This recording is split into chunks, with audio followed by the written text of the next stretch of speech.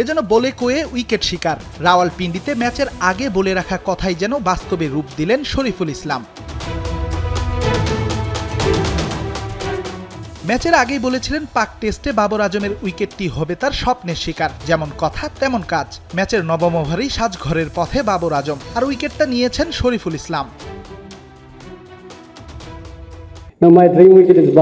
তাদের সবচেয়ে বড় ব্যাটার বাবর আজম। আমি বাবর ভাইয়ের উইকেটটা নেয়ার স্বপ্ন দেখছি। গেল বছর আমি তার সাথে এলপিএলও খেলেছি। সে খুবই ভালো মানুষ। চেষ্টা থাকবে তার উইকেটটা নেয়ার।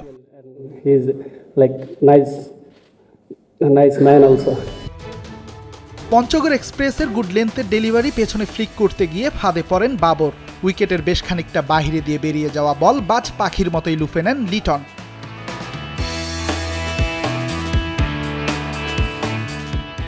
পাকিস্তানের বিপক্ষে 2 ম্যাচ টেস্টের প্রথমটায় মাঠে নেমেছে বাংলাদেশ। টস জিতে ফিল্ডিং নেয়া টাইগারদের ম্যাচটা অবশ্য মাঠে গড়িয়েছে দিনের বেলা শেষে। বৃষ্টিস্নাত দিনে খেলা দেরিতে শুরু হলেও সাফল্যের দেখা পেতে খুব দেরি করেননি টাইগার পেসাররা। ইনিংসের চতুর্থ ওভারেই হাসানের হাত ধরে সাফল্যের দেখা পায় টাইগাররা।